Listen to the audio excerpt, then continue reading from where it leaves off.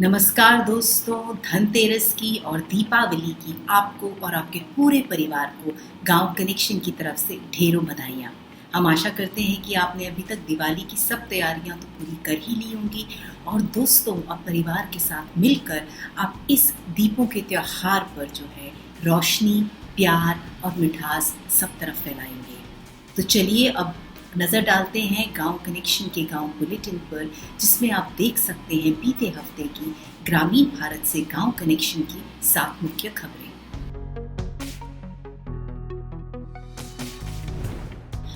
इस हफ्ते का गांव बुलेटिन बहुत खास है क्योंकि हम आपके लिए दिवाली से जुड़ी ग्रामीण भारत से अलग अलग खबरें लेकर आए हैं।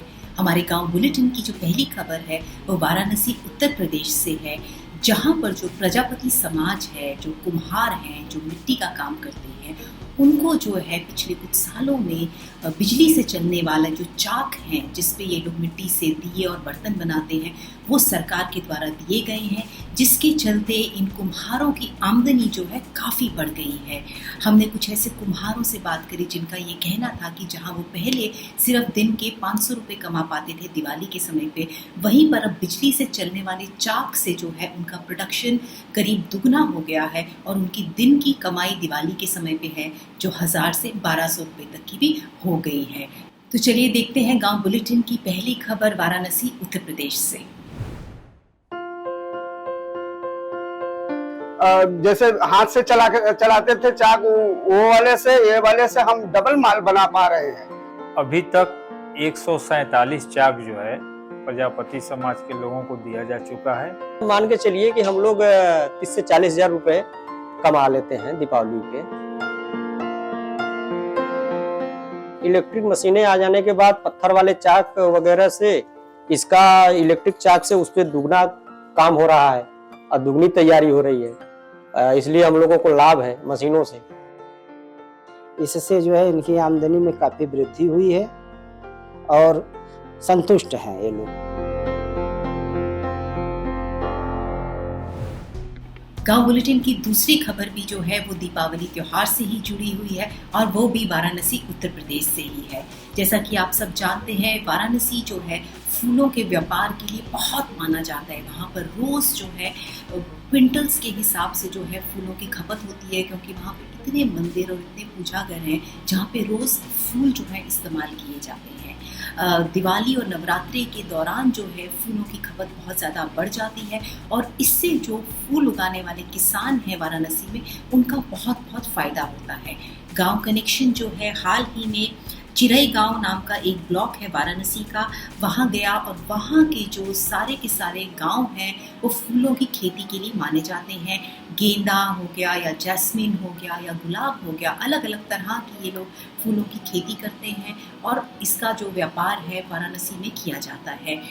इस बार जब हम किसानों से मिले तो उनका ये कहना था कि अक्टूबर में जो उत्तर प्रदेश में बहुत भारी वर्षा हुई है उसके चलते इनके कुछ फूलों का नुकसान तो ज़रूर हुआ है और नवरात्रि में जो है इनके फूलों की ज़्यादा खपत और बेच नहीं हो पाई, पर उनका ये मानना था कि दिवाली में जो है उनको उम्मीद है कि उनके फूलों का जो व्यापार है बहुत ज़्यादा होगा और वो जो है इस साल अच्छी कमाई कर पाएंगे फूलों के ज़रिए, क्योंकि फूलों की खेती से ही है जो इन किसानों ने पक्के घर बनाए हैं और अपने बच्चों को पढ़ाई कर रही है, शिक्षा करी है और इन लोगों का जो स्तर है आर्थिक वो काफ़ी बढ़ गया है। तो गाँव के बुलेटिन की हमारी ये दूसरी खबर भी जो है ये वाराणसी उत्तर प्रदेश से है। जब से हम लोग फूल लगाए तो थोड़ा सा हम लोग का आवागमन तेज हो गया, थोड़ा सा हम लोग जी खा रहे हैं सही थोड़ा से। दीपावली पे बाजार मिलेगा 1500-2000 रुपया सैकड़ा गजरा मिलेगा। अब माल निकासी शुरू हो रहा है। अब देखिए त्योहार पे जो है अच्छा माहौल रहेगा। दीपावली में लग रहा है जी। जब उत्पादन होगा, मार्केट मिलेगा तो उसको हम लोग को बेनिफिट मिलेगा।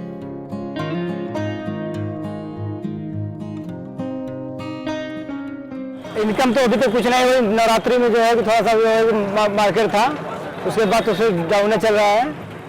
अब देखिए दिवाली पे क्या होता है। त्योहार से तो स्थिति कुछ ठीक लगेगी।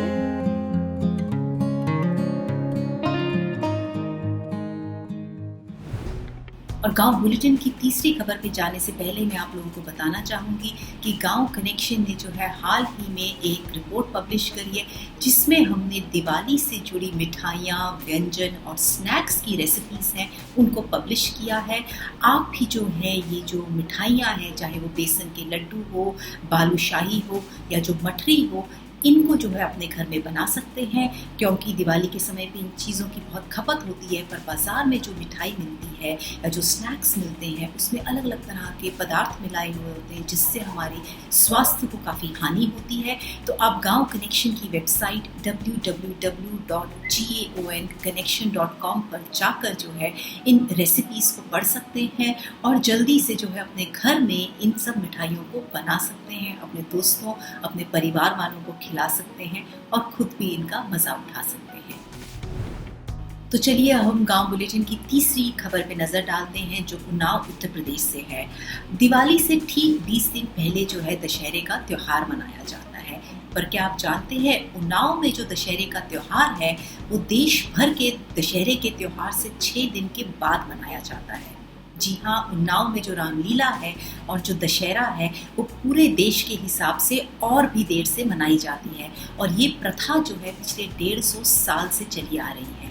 गांव कनेक्शन जो है उन्नाव में गया और वहाँ के जो रामलीला कराते हैं ऑर्गेनाइजर्स और जो लोग दशहरा को वहाँ ऑर्गेनाइज करते हैं उनसे मिले और हमने ये जानने की कोशिश करी कि क्या कारण है कि उन्नाव में जो है पिछले 150 साल से दशहरा 6 दिन बाद मनाया जा रहा है। तो आइए देखते हैं गांव बुलेटिन की हमारी ये तीसरी खबर उन्नाव उत्तर प्रदेश से। लखनऊ और कानपुर के इतने करीब होने के कारण उन्नाव की जनता अक्सर इन दोनों शहरों में मेला घूमने, त्योहारों की खरीदारी करने या मनोरंजन के लिए जाती रहती है। इस वजह से यहाँ के त्योहार और मेले अक्सर फीके रह जाते हैं। इस समस्या से निपटने के लिए आज से करीब 150 साल पहले उन्नाव के निवासियों और व्यापारियों ने दशहरे का मेला सामान्य तिथि से 6 दिन बाद मनाने का चलन शुरू किया। ऐसा था जब यहाँ पे रामलीला प्रारंभ होती थी तब ये बहुत छोटा शहर था और जनता जो थी देखने के लिए इस कार्यक्रम को कानपुर और लखनऊ निकल लेती थी और यहाँ की जनता को घर में रहने वाले महिलाओं और बच्चों को पूरा मनोरंजन नहीं मिल पाता था क्योंकि वहाँ से कानपुर और लखनऊ से मेले और झूले सर्कस वगैरह यहाँ आ नहीं पाते थे। ये कमी बहुत महसूस की गई कि महिलाओं का कोई मनोरंजन नहीं हो पाता है और बच्चों का कोई मनोरंजन नहीं हो पाता है। तो जब वहाँ पे विजयादशमी के दिन रावण के मेले का आयोजन संपन्न हो जाता है तो उसके बाद में वहाँ से पूरा मेला उठ करके कानपुर और लखनऊ से यहाँ आ जाता है। तो यहाँ पे सभी का मनोरंजन हो जाता है और हमारा मेला भी विशाल हो जाता है।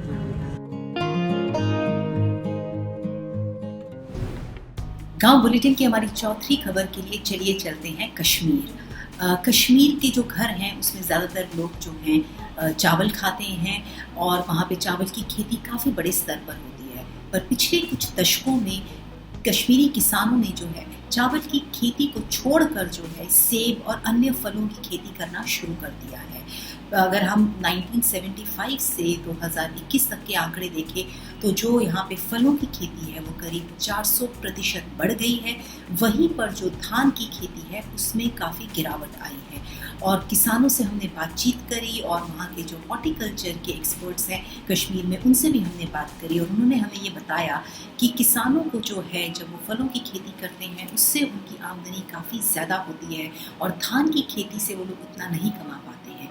इसीलिए जो है कश्मीरी किसानों ने जो है धान की खेती छोड़कर फलों की, सेब की खेती शुरू कर दी है। इससे पहले हम धान का जो खेत है हमारे उन पे काम करते थे, उन पे कुछ ज़्यादा नहीं बचता था, उनको ज़्यादा से ज़्यादा हमें 30 से 40 हज़ार आते थे। फिर हमने एक इनिशिएटिव नया लिया कि हम इन पे नए पेड़ लगाएंगे। तो जो ही हमने ये पेड़ पौधे यहाँ पे लगाए सेब के तो उनसे हमें काफ़ी फ़ायदा मिला। तो अब हम उनसे काफ़ी कुछ गेन भी करते हैं, कुछ अच्छी खासी उसमें रकम भी आती है। हम इससे पूरा परिवार पालते हैं। लगभग हमारा परिवार 10-15 आदमी पर मुश्तमिल है। लगभग हमारा बहुत अच्छा सा चला हमारा गुजारा। पैसे भी जमा लगभग 2-3 लाख 4 लाख तक हमें पूरे साल का फिर मिलता है मुनाफा अलग। पूरा काट के मतलब हम 2-4 लाख हमें मिलता है मुनाफा। गांव बुलेटिन की हमारी 5वीं खबर जो है गांव कनेक्शन की सीरीज से रिलेटेड है।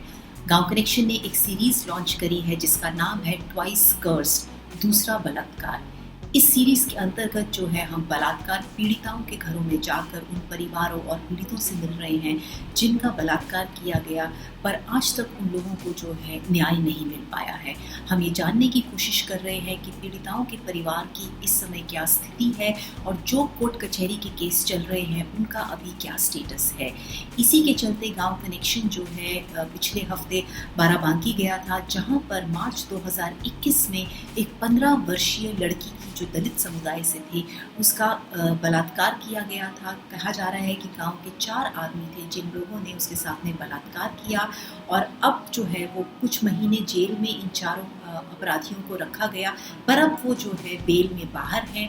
हमने जाकर इस रेप सर्वाइवर से बात करी और उस लड़की ने हमें बताया कि किस तरह से जब से उसके साथ ही बलात्कार की हिंसक घटना हुई है उसने स्कूल जाना छोड़ दिया है। अब वो सिर्फ घर में ही पढ़ाई करती है, वो अपने घर के बाहर भी बहुत कम निकलती है और जब भी वह निकलती है तो जो रेप के अपराधी हैं वो लोग उसको खराब बातें बोलते हैं, उसको गालियां देते हैं और वो जो है सर उठाकर अपने गांव में घूम नहीं सकती है।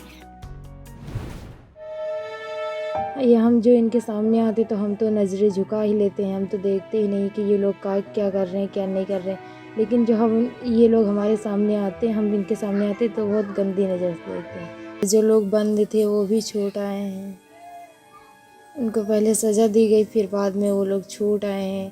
पहले जो मेन था वो भी छूट आया है। आकाश जो जिसके पापा प्रधानी में खड़े वो तो काफ़ी दिन रुका ही नहीं, वो तो 2-4 महीने रुका है बस। गांव बुलेटिन की हमारी 6ठी खबर जो है वो भागलपुर बिहार से है। क्या आप जानते हैं गंगा नदी में जो डॉल्फिन्स रहती हैं वो बहुत ही खास डॉल्फिन है और उनको कहा जाता है गैंजेस रिवर डॉल्फिन। ये जो डॉल्फिन्स हैं ये अंधी होती हैं, ये देख नहीं सकती और ये जो है अपने साउंड के ज़रिए जो है एक दूसरे से कम्युनिकेट करती हैं। गैंजेस रिवर डॉल्फिन जो है वो हमारे देश का नेशनल एक्वेटिक एनिमल भी है, पर ये जो है एंडेंजर्ड कैटेगरी में आती है क्योंकि इनकी जो संख्या है बहुत तेज़ी से घट गई है और अभी भी जो है इन डॉल्फिन्स का जो है शिकार किया जाता है और अलग अलग तरह से इनकी जो है गंगा रिवर में मौत हो जाती है। विश्व भर में माना जाता है कि करीब 2000 से लेकर 3000 तक की जो है फ्रेश वाटर की डॉल्फिन्स बची हैं, जिनमें से बिहार की नदियों में ही अकेले करीब 1100 ऐसी गैंजेस रिवर डॉल्फिन्स हैं और भागलपुर बिहार में जो है विक्रमशिला गैंजेटिक डॉल्फिन सैंक्चुरी बनाई गई है जो कि 60 किलोमीटर लंबी है गंगा रिवर के ऊपर। कोशिश करी जा रही है कि इस सैंक्चुरी के ज़रिए जो है गैंजेस रिवर डॉल्फिन को बचाया जा सके, पर पिछले 6 महीने में करीब 3 ऐसी डॉल्फिन्स जो हैं वो मृत पाई गई हैं। पिछले महीने सितंबर महीने में ही जो है एक डॉल्फिन जो है मृत पाई गई थी नदी के ऊपर में फ्लोट करती हुई और उसके मुंह पे जो है पूरा फिशिंग नेट फंसा हुआ था। एक्सपर्ट्स का ये कहना है कि जब लोग वहाँ पर फिशिंग करते हैं तो उनका जो जाल होता है मछली पकड़ने का उसमें काफ़ी दफ़ा ये डॉल्फिन्स फंस जाती हैं और मर जाती हैं। इसके अलावा इन डॉल्फिन्स को लेके लोगों के प्रति काफ़ी अलग अलग तरह की भ्रांतियाँ हैं और उसके चलते भी जो लोग हैं डॉल्फिन्स का शिकार करते हैं और बहुत ज़रूरी है हमें गंगा रिवर की इन डॉल्फिन्स को बचाना क्योंकि ये जो है ये बहुत ही खास प्राणी है और ये हमारे देश का नेशनल एक्वेटिक एनिमल भी है। तो ये है हमारे गांव बुलेटिन की 6ठी खबर भागलपुर बिहार से। गांव बुलेटिन की हमारी 7वीं और आखिरी खबर जो है वो भोपाल मध्य प्रदेश से है। भोपाल में जो है एक बहुत ही मज़ेदार कार्यक्रम चल रहा है। अक्टूबर 14 को इसको इनॉग्रेट किया गया था मध्य प्रदेश के गवर्नर ने और ये जो है 22 अक्टूबर तक चलेगा। उमंग 2022 इसका नाम है और नाबार्ड जो है इसको ऑर्गेनाइज किया है। इस जो उमंग 2022 कार्यक्रम है इसमें जो है देश भर से करीब 25 राज्यों से है, जो करीब 100 आर्टिजन्स हैं, जो क्रिएटर्स हैं, जो शिल्पकार हैं, वो यहाँ पर आए हैं। बस्तर, मणिपुर, मध्य प्रदेश, छत्तीसगढ़ और देश के अलग अलग भागों से जो अपने हस्तशिल्प की कलाओं को यहाँ पे दिखा रहे हैं और अपने पदार्थों को जो है डायरेक्टली कंज्यूमर्स को बेच रहे हैं।